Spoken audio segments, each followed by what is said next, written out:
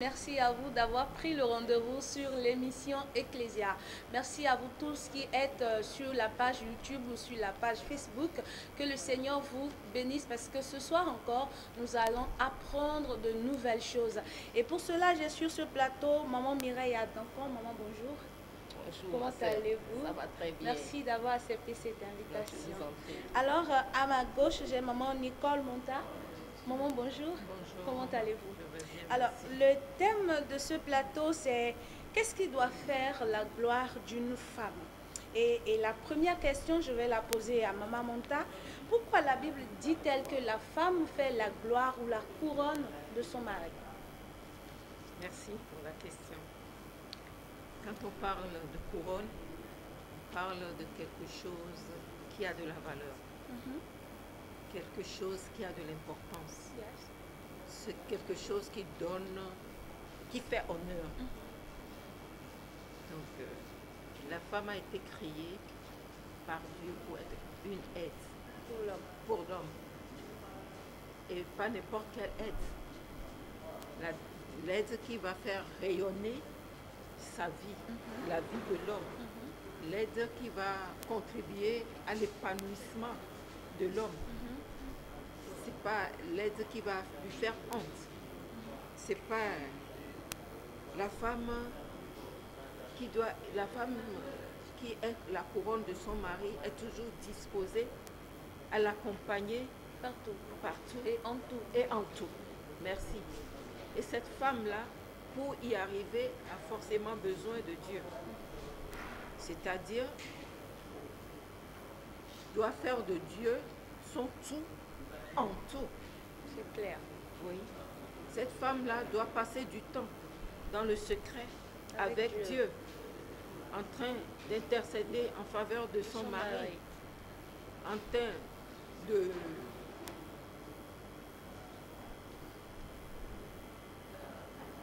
suivre chaque pas qu'il pose pour l'amener à ne pas dévier ou à ne pas commettre des erreurs. C'est cette femme-là qui ne fait pas honte à son mari dehors. C'est cette femme qui couvre la nudité de son mari. C'est à partir de tous ces éléments qu'on peut dire quelle est la couronne De son mari. C'est ce que je peux dire tout de suite. Là, je ne sais pas si il faut épuiser un temps. Non, c'est beau, c'est beau. Je vais aller vers Maman Mireille. Alors, celui qui trouve une femme a trouvé le bonheur. Maman Mireille, est-ce que vous pouvez nous dire c'est quoi le fondement de cette phrase? Merci beaucoup. Je vous en prie. Celui qui trouve une femme a trouvé le bonheur. Et le verset va plus loin en disant que c'est une grâce qu'il obtient du Seigneur. Et un autre verset semblable à celui que nous venons de lire dit qu'on peut hériter des pères, des maisons et des biens. Mais la femme intelligente, la femme gracieuse est un don de l'Éternel. Ces versets puisent leur fondement dans Genèse 2, 18. Parce que l'Éternel a déclaré qu'il n'est pas bon que l'homme soit seul. Je lui ferai une aide semblable à lui. De là, le Seigneur a procédé au processus de la formation de la femme en tirant de l'homme une côte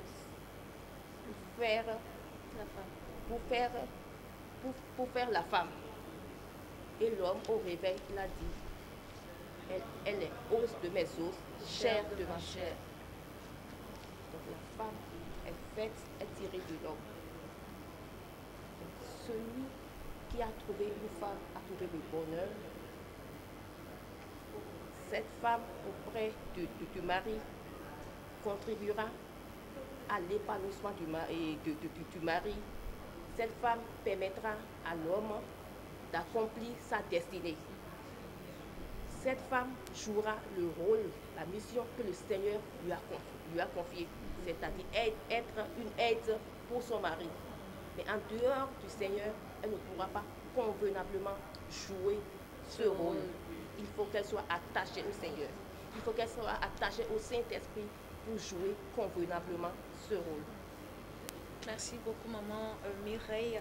Maman Nicole, dites-nous, si l'homme grand H est créé pour la gloire du Seigneur, quelle est la gloire de la femme alors? La parole de Dieu nous dit que Dieu a créé l'homme grand H.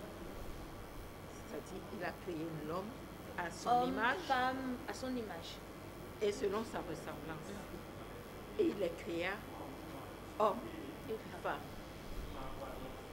Ça veut dire que cette gloire-là, et sans Dieu, il n'y a pas de gloire. Quand la gloire a quitté l'homme, c'est la présence de l'homme, de Dieu qui s'est retirée. Et il n'y avait plus de vie, il n'y avait plus de joie. Ils se sont cachés. Donc, si la gloire de Dieu, si l'homme a été créé pour la gloire de Dieu, la femme aussi a été créée pour la gloire de Dieu. Seulement qu'il y a un verset dans 1 Corinthiens 11 où Paul disait que l'homme a été créé pour la gloire de Dieu et la femme a été créée pour la gloire de son mari. Voilà. Moi, j'ai une question. La femme qui n'est pas mariée n'a-t-elle pas de gloire? C'est moi ma question, c'est un débat. Et je dirais que la gloire de la femme se trouve en elle depuis la création. Yes. Oui. Depuis la création, la gloire est là. Et elle porte en elle cette substance pour apporter le rayonnement partout. La joie de vivre autour d'elle. Si la gloire de Dieu, la gloire de la femme ne se trouve que dans son mari, les femmes qui ne sont pas mariées n'ont-elles pas de gloire? Nous en avons des exemples. Si je peux parler de Ruth dans la Bible. Elle était veuve. Elle était veuve, mais elle a vu ce qu'il y avait en Naomi, sa belle-mère, et elle savait qu'en suivant sa belle-mère, la gloire qu'elle avait perdue reviendrait. Et elle a suivi. Et nous avons vu comment elle s'est épanouie après qu'elle ait suivi sa belle-mère. Je peux citer le cas de Esther. Donne à une femme une maison renversée parce qu'elle est insensée, parce que celle qui est insensée a laissé la maison et elle va te la rebâtir avec sagesse. C'est le cas de Esther. Vati, elle a été insensée. Elle a abandonné son foyer. Son trône. Oui. Et Esther est venue. Elle a rebâti. Et on peut voir la gloire de Esther à partir de là. Et quand nous continuons, toujours dans la Bible, nous avons vu des femmes comme, je vais nommer, la femme samaritaine. Elle n'a pas de mari. Jésus lui a dit qu'elle n'en a pas. Effectivement, elle a eu 6 qui n'ont pas été. Mais à la fin, nous avons vu la gloire de Dieu dans sa vie. On pourra parler de Tabitha, d'Orcas. On pourra parler de Damasis dans Acte 17. C'était une femme de grande renommée. On a vu ses œuvres dans l'église de Dieu. C'est les dons qu'il y a dans sa femme. Dieu a donné à chaque femme quelque chose. Il y a un don en elle. Et c'est à elle de savoir manifester ce don-là pour que la gloire se manifeste. Donc, on n'a pas besoin d'être marié forcément pour exprimer ou bien pour manifester la gloire. Maman Mireille, dites-nous, qu'est-ce qui fait qu'aujourd'hui, 90% des femmes dans leur foyer souffrent? Vous me posez là une question très, très importante. Qu'est-ce qui fait que les femmes souffrent dans leur foyer? Et peu importe qu'elle soit chrétienne ou pas. Hein. Bien sûr, Voilà. bien sûr. Les causes sont multiples. Les causes sont multiples. La souffrance peut émaner du comportement des partenaires, soit de la femme, soit de l'homme. Et ces comportements sont dus à l'éducation que chacun des partenaires a reçu. Vous voyez, ce n'est pas facile. Mari et femme ont reçu des différentes éducations et ils vont se mettre ensemble un jour pour habiter le reste de leur vie. Donc, si l'Esprit de Dieu n'habite pas en eux, les comportements, les caractères s'entrechoquent et certains ne supportent pas et le mariage est disloqué. Donc, la source première des problèmes au foyer réside dans le comportement, le caractère des partenaires. Et en tant que chrétien, on doit pouvoir travailler ces caractères pour pouvoir connaître une vie de couple heureuse. Parce que si un homme est avare, ou bien, et sa femme, malgré tous les efforts qu'elle fournit, si elle n'a pas le retour, un jour, elle va se décourager, elle sera fatiguée. Et parfois, vous voyez, la femme, elle aime naturellement les porter. La femme, on dit la femme sage bâtit son foyer. Et la femme, naturellement, a tendance à construire, à donner le meilleur d'elle-même. Si on lui offre cette opportunité, la femme se surveille, elle se dépasse. Mais lorsqu'elle ne sent pas un retour de l'autre côté, ou bien on ne reconnaît pas ce qu'elle fait, elle finit par se décourager. Et lorsque la femme se fâche, c'est un peu grave. C'est grave. C'est pas grave. Un peu grave, c'est grave. Elle est prête à casser tout ce qu'elle a construit. Ce n'est pas facile. Et souvent, les hommes ne reconnaissent pas ce que les femmes font. Les efforts que les femmes fournissent pour bâtir le foyer. Ce n'est pas aisé. Ce n'est pas facile. Et ça émousse les ardeurs. Une autre cause des problèmes au foyer, c'est les conditions de vie. Lorsque les partenaires n'ont pas assez de moyens, c'est un autre problème. J'ai lu dans le livre d'Ecclésiaste, tel que l'argent est important, l'argent répond à tout, la sagesse aussi est importante pour que le foyer puisse tenir. Vous voyez. Donc, je parlais de moyens. Dans les foyers chrétiens, aujourd'hui, beaucoup de foyers sont brisés à cause du minimum. Du strict minimum. Du strict minimum. Donc, ça doit nous donner à réfléchir. Est-ce que Dieu ne nous a pas appelés à cette vie-là? On doit, dans le corps du Christ, on doit revoir beaucoup de choses. La misère sévit dans les foyers. On n'a pas le minimum. Et sans le minimum, on ne peut pas s'offrir un strict plaisir. C'est ça. Lorsque le partenaire n'a pas un emploi, comment peut-il subvenir aux besoins du foyer? C'est un problème aujourd'hui. Donc c'est l'une des causes. Et Dieu aussi, lorsque tu n'es pas rempli de la sagesse de Dieu, tu veux chercher à répondre à tout. Lorsque ton mari dit 1, tu es déjà à 4. C'est beaucoup de choses. Oui, mais surtout que les choses ne vont pas bien à la maison et que monsieur veut encore parler, ben la femme elle déverse tout parce qu'elle a tellement accumulé les choses que le jour où le monsieur fait l'erreur de mal parler, lorsqu'on a les moyens, on arrive à surpasser certains problèmes. Sinon, à cause d'une pâte dentifrice ou bien à cause du manque de sel, on se met à se chamailler. C'est vraiment un problème. C'est un très grand problème. Hein? Que le Seigneur vienne en aide au foyer chrétien. Qu'il ouvre les portes de l'emploi aux partenaires. Parce que l'emploi, grâce à ton travail, tu pourras survenir à tes besoins. Donc c'est important que les frères en Christ soient bénis. C'est important. En plus, dans un foyer où le monsieur a un travail, la femme a son travail, il y a le respect. Hein? Il y a le respect mutuel entre les deux. l'obéissance, il y a le respect mutuel. Qu'est-ce que vous voulez dire? Voilà. Oui, parce que quand vous êtes une femme et que vous ne travaillez pas, il y a des choses que vous ne pouvez pas oser dire à votre mari. Si c'est lui seul qui amène l'argent dans la maison. C'est relatif, c'est relatif. Je vais dire quelque chose. La femme qui ne travaille pas apporte aussi son grain de sel au foyer. La femme qui ne travaille pas, la femme qui ne travaille, elle fait beaucoup. Elle fait beaucoup. Son emploi n'est pas rémunéré, mais elle fait beaucoup. Lorsque le mari rentre, il mange. Lorsque le mari n'est pas là, la maison est propre, le lit est dressé, enfants, la cuisine est faite. C'est très très important.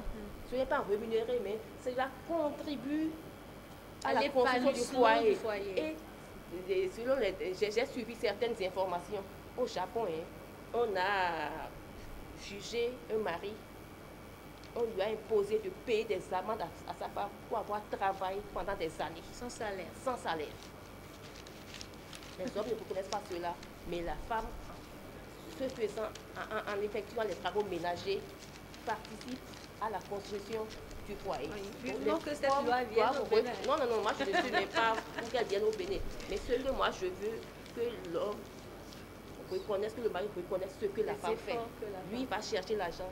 Mais ce n'est pas l'argent qu'il va manger. Ce n'est pas l'argent qui va éduquer les enfants. C'est clair. C'est pas là, lorsqu'il est encore au service, la femme est là. Dès que les enfants rentrent, les enfants se lavent, ils prennent le goûter. Les enfants commencent par faire les exercices. Tout le monde n'a pas le moyen pour prendre un répétiteur. Mais c'est la maman, elle vient. Je me rappelle que je le faisais. Dès que je rentre, je suis les leçons avec les enfants. On fait les exercices avant qu'ils n'aillent au lit. Tout cela. Donc tout cela fait que on peut dire que la femme, même si elle n'a pas un travail, elle a un travail. Elle contribue aux charges du foyer. C'est important. Merci beaucoup, Maman Mireille. Maman Nicole, est-ce que vous avez quelque chose à ajouter? Qu'est-ce qui fait qu'aujourd'hui, il y a trop de dislocations dans les foyers, il y a trop de problèmes? 90% des femmes sont super malheureuses dans leur foyer. Qu'est-ce que je peux dire? 90% des femmes sont super malheureuses. On peut dire que les 10%, c'est seulement les 10% des hommes qui sont malheureux. Non, pas les hommes. Les hommes, ils sont... Non, on parle ici des femmes. Ici, voilà, ici on parle et 90% des femmes sont malheureuses dans leur foyer. Mais c'est elles qui le disent. Et tout à l'heure, maman parlait, l'éducation est très importante. Quand tu es une femme bien éduquée, et quand tu comprends ce que c'est que le mariage, c'est que la plupart des gens aujourd'hui vont au mariage sans comprendre ce que c'est que le mariage. On entend souvent dire que c'est pas parce qu'on ne peut pas, l'incontinence, on ne peut pas se retenir. C'est pas une raison pour aller au mariage. On fabrique des enfants qu'on ne peut pas éduquer ça même parce qu'on n'était pas déjà éduqué. Ça ne peut que créer des problèmes dans le foyer. Et avec tout ça, il y a Jésus-Christ qui est juste comme... c'est quand on a un problème qu'on le sollicite. Mais si tu es tout le temps dans la présence de Dieu, quand tu restes attaché au Saint-Esprit, je pense que avant que ton mariage ne se disloque, et si on doit parler des femmes qui n'ont pas encore Christ? C'est l'éducation. C'est toujours l'éducation. Et c'est ce que... C'est la valeur, l'importance qu'on donne au mariage. Si c'est juste pour coucher qu'on va au mariage. Après ça, tout le reste ne peut être que fardeau, problème, difficulté qu'on ne peut pas gérer.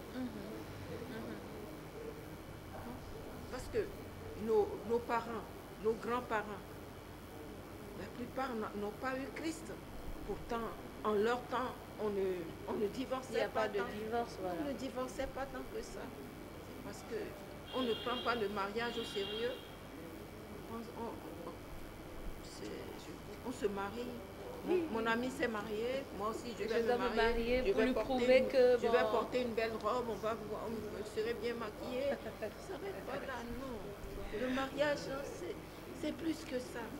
C'est plus que ça. C'est pour la vie. C'est pour la vie. Et pour entrer dans le mariage, il faut une certaine maturité. Tout à fait, merci. Tu n'es pas mature, tu vas au mariage. Et c'est pas facile, c'est pas la même. C'est la même. Vous avez quelque chose à ajouter? Je voudrais dire que la génération actuelle a une autre conception du mariage. Une autre conception, tout à fait. Elle se met déjà en tête qu'elle y va pour ne pas rester. Je me rappelle lorsque j'étais étudiante, mes amis disaient que en tout cas, je me marie, je fais deux enfants. Dès que ça commence là, je prends mes enfants, je prends bagage et je m'en vais.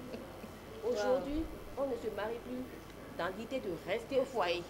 C'est peut-être pour avoir des enfants. C'est ce qui fait aujourd'hui qu'on a beaucoup de filles mères. On ne se marie plus pour rendre l'autre heureux. Alors que c'est ça la chose fondamentale. Oui, on ne se marie plus pour rendre l'autre heureux. On se marie peut-être pour avoir des enfants ou bien pour avoir à cause du matériel. Et dès que ça commence que je suis arrivée aussi. La vie est faite de haut et de bas. On ne peut pas affronter les difficultés au foyer. Dès que ça commence, c'est fini. Donc c'est une autre génération qu'on a aujourd'hui.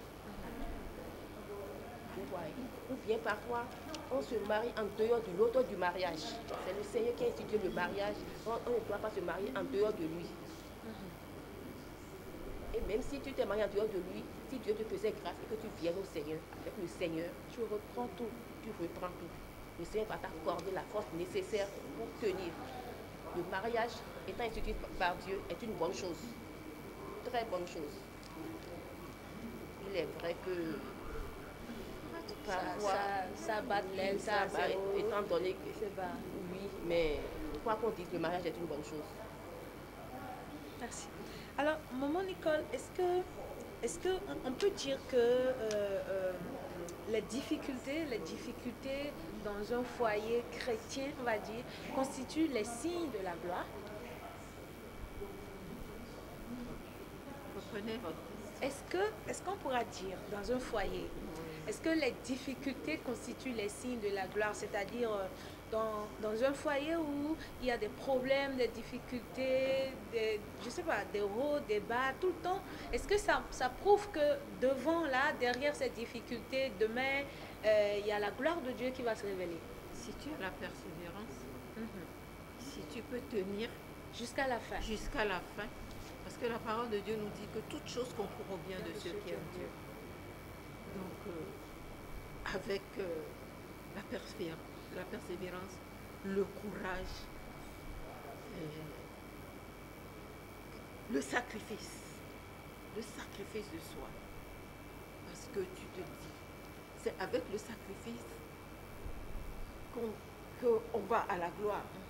Si Jésus-Christ ne s'est pas sacrifié, il n'y aurait pas de gloire aujourd'hui. Donc, il n'y a pas de gloire. Il n'y a pas de gloire sans sacrifice, sans difficulté. Mais le problème, c'est d'avoir demandé au Saint-Esprit la force, le courage, l'audace. Ça, c'est la force. La force et le courage de continuer parce que il arrive des moments où la faiblesse, on a envie d'abandonner, on n'a plus envie de prier, de méditer la parole, on est fatigué. Ça ne veut pas dire que Dieu n'est pas avec toi. Même si ça arrive, nous sommes passés par là. Si ça arrive, ça ne veut pas dire que Dieu ne sait pas ce que tu traverses. Aie toujours ton regard fixé sur lui. Et au bout du rouleau, il y aura la gloire de Dieu. Merci beaucoup. J'y crois. J'y crois. Merci beaucoup. Avec la vie, j'y crois. Alors, Mireille, il y a peut-être parmi ceux qui sont en train de nous regarder sur les différentes plateformes ce soir, une jeune fille, une jeune femme qui a envie de rentrer dans le mariage, mais qui a peur, ou carrément qui est déjà dedans, mais qui traverse tellement de problèmes et dans sa tête, il faut que je sorte de là, sinon je vais mourir. Qu'est-ce que vous pouvez dire à ces genres de personnes? Ce que je peux dire à une femme qui traverse des difficultés au foyer et qui est sur le pas d'abandonner. Je dirais à cette personne, de prendre son mal en patience, de ne pas prendre une décision hâtive et de chercher la source du problème.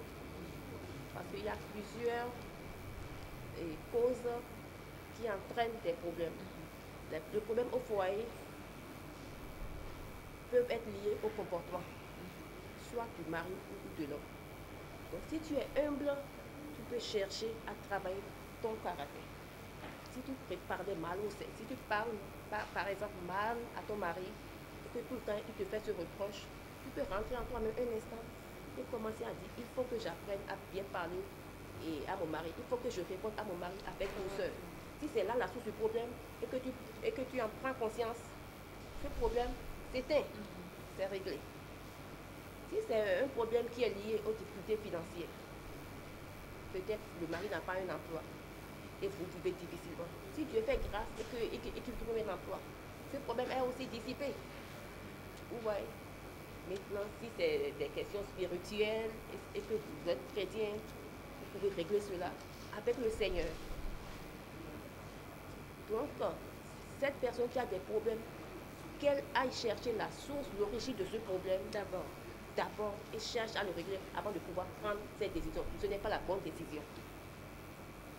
Ce n'est pas la bonne décision. Ce n'est pas en quittant au foyer que tout est réglé. Si elle a des enfants derrière, elle crée comme ça des problèmes aux enfants.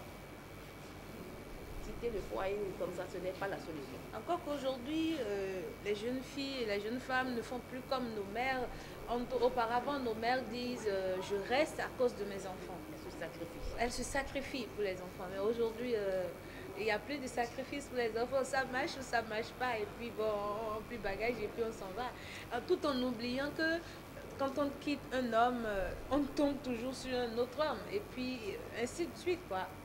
Merci beaucoup, maman Mireille. Alors, maman Nicole, est-ce que vous avez un dernier mot à dire à ceux qui vont regarder cette émission? Un conseil à la gente féminine, un conseil à la jeunesse chrétienne ou non, peut-être? Dernier mot.